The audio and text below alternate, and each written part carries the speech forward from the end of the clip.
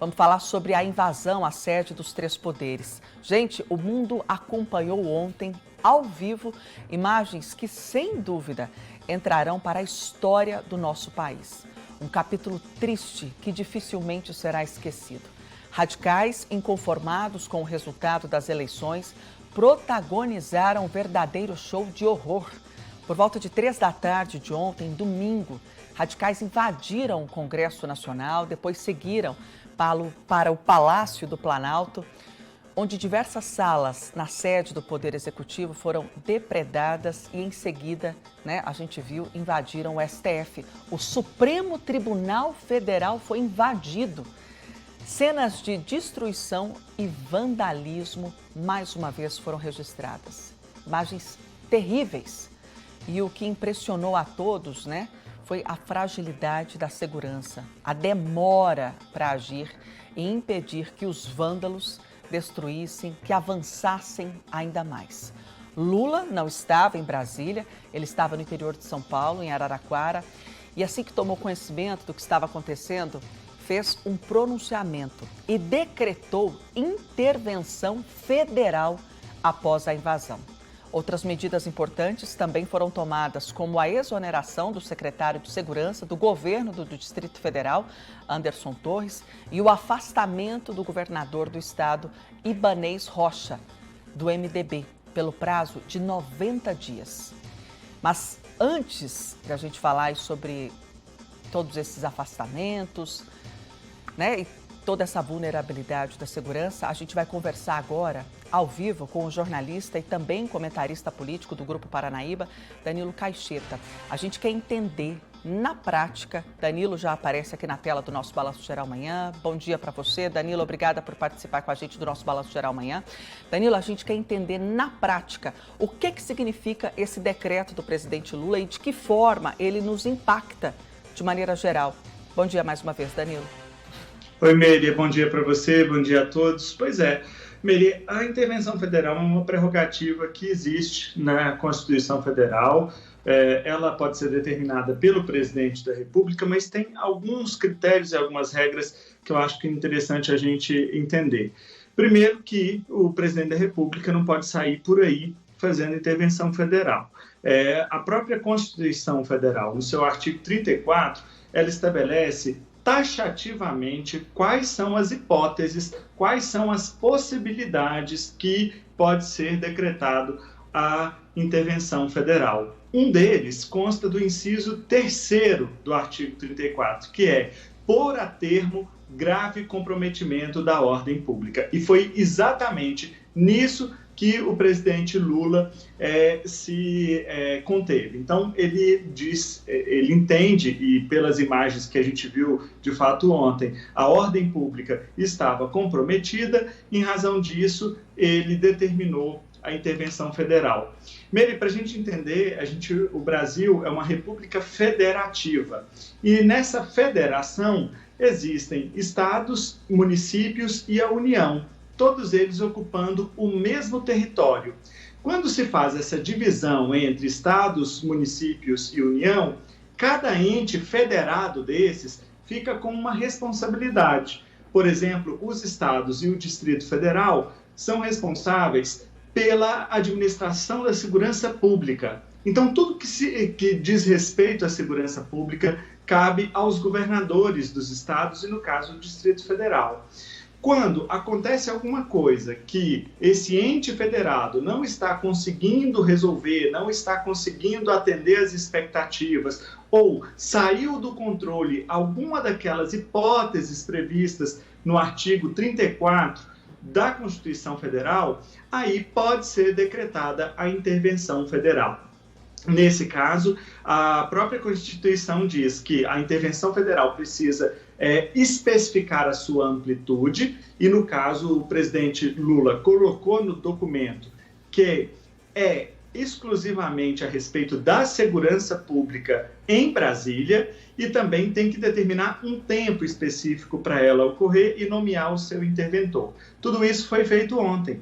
No caso, então, será na segurança pública de Brasília até 31 de janeiro, e o interventor foi Rodrigo Capelli, um jornalista do Maranhão, que esteve ao lado do ministro da Justiça, Flávio Dino, enquanto ele era governador do estado do Maranhão, e agora é o secretário executivo, ou seja, o número 2 do Ministério da Justiça. E é ele que está cuidando, então, dessa intervenção federal. A última informação que ele passou, inclusive, é que, neste momento, agora de manhã, tudo está sob controle em Brasília, inclusive a esplanada dos ministérios e tudo mais. Então, isso basicamente é a intervenção federal. Então, como que vai agir do ponto de vista prático? O governo federal passa a atuar na responsabilidade pela segurança pública. Lembra que eu disse que os estados federados é que são responsáveis pela segurança pública? Então, quando tem a intervenção federal, o governo federal que passa a ser o responsável pela segurança pública.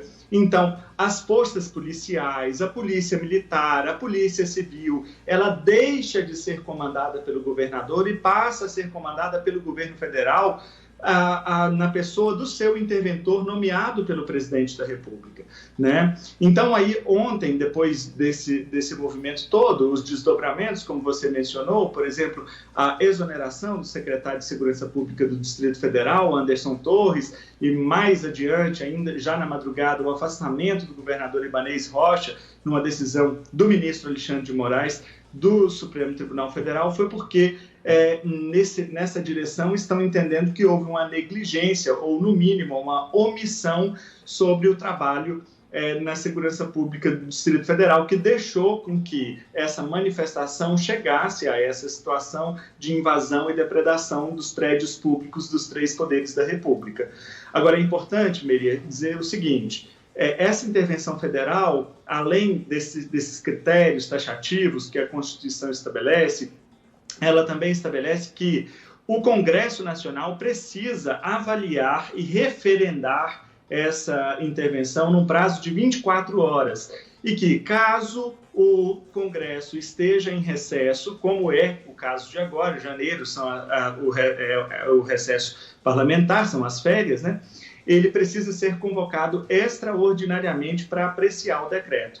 E ontem mesmo, o senador Rodrigo Pacheco, presidente do Congresso Nacional, já fez isso e convocou o Congresso para uma sessão extraordinária hoje para apreciar o decreto. Além disso, o artigo 90, inciso 1º da Constituição da República, também estabelece que o Conselho da República precisa ser ouvido nas hipóteses de intervenção federal. Porém, a Constituição ela não especificou qual é o prazo que ela precisa ser ouvida, ou seja, tem que ser ouvido antes de decretar ou depois de decretar. No caso da intervenção federal, a Constituição é omissa sobre esse momento da consulta ao Conselho da República, né? Para Estado de defesa e Estado de sítio, que são outros 2 mecanismos mais graves numa situação de calamidade da ordem pública, etc. e tal, ou em ataques terroristas, etc., aí sim o Conselho da República precisa ser ouvido antes. A Constituição é clara sobre isso. Com relação à intervenção federal, ela diz que precisa ser ouvido, mas não estabelece quando. E, numa prática recente que ocorreu, há pouco tempo, né, o presidente Temer fez uma intervenção federal no estado do Rio de Janeiro para segurança do estado do Rio de Janeiro, e naquela época o Conselho da República foi ouvido depois. Então, é isso que deve acontecer mais uma vez também nessa situação. Para encerrar, qual é o efeito que isso tem? No prazo, durante a vigência de uma intervenção federal, não pode haver alterações na Constituição Federal. Ou seja, o Congresso Nacional suspende qualquer tramitação ou análise de PECs, propostas de emenda à Constituição. As emendas à Constituição não podem ser aprovadas no prazo em que a intervenção federal está em vigência. Basicamente é isso, Meire. Danilo, nós vamos aproveitar a sua participação aqui no Balanço Geral amanhã e continuar conversando um pouquinho mais sobre essa invasão aos 3 poderes. Nós falamos aí que o ministro Alexandre de Moraes, do Supremo Tribunal Federal, pediu, determinou, na verdade, o afastamento do governador do Distrito Federal, o Ibanez Rocha, pelo prazo de 90 dias. E tem um detalhe que nos chama muita atenção, é o seguinte: para muitas pessoas, essa invasão soou como uma surpresa, mas, segundo as informações que chegam, já era um plano arquitetado que vinha sendo há bastante tempo combinado. As seguranças, né, de Brasília, do Distrito Federal, sabiam da chegada desses ônibus. Como é que podem ter deixado avançar tanto, né, Danilo? E eu acredito que seja mais ou menos nessa direção, inclusive, que o ministro Alexandre de Moraes determinou o afastamento do governador. O próprio governador Ibanez Rocha pediu desculpas ontem.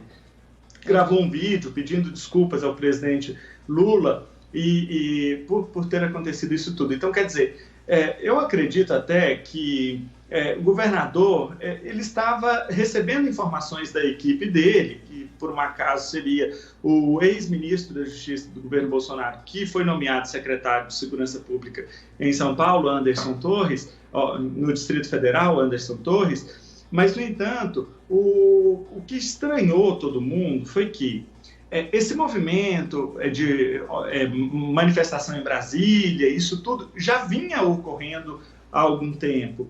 E o secretário tomou posse num dia e viajou para a Flórida no outro. Então, quer dizer, aí foi nomeado um delegado, secretário interino. Agora, há pouco, vazou, inclusive, um áudio que esse secretário interino do Distrito Federal mandou para o governador Ibanez Rocha por volta de meio-dia de ontem, dizendo que estava tudo bem, que os manifestantes estavam descendo de forma pacífica e tudo mais. Mas aquele movimento todo, aquele conglomerado de manifestantes, requeria ao menos uma segurança preventiva nos palácios do governo, né? Então, de fato, houve-se uma negligência. Agora, se foi proposital, se não foi proposital, se foi mais para o secretário e menos para o governador, isso tudo é o que as investigações vão cuidar a partir de agora.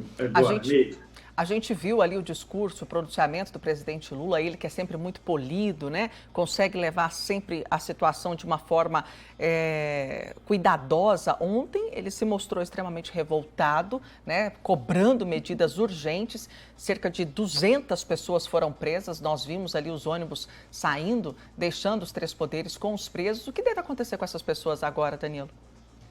Pois é, Meire, eu tenho aqui a situação, porque claro que a investigação é ampla, então o Ministério Público, o próprio Supremo Tribunal Federal vai ter que identificar cada uma, a responsabilidade de cada uma, mas existem alguns dispositivos no Código Penal que podem chegar a essas pessoas. Isso sem querer falar da questão civil, porque, por exemplo, o patrimônio público foi depredado, então tem indenizações que precisam ser pagas, danos materiais que foram causados, danos morais coletivos também. Mas daqui a pouquinho eu volto, que eu vou trazer essas informações em detalhes para vocês. Meire. É isso, excelente. Nós estamos ouvindo o jornalista e comentarista político Danilo Caixeira.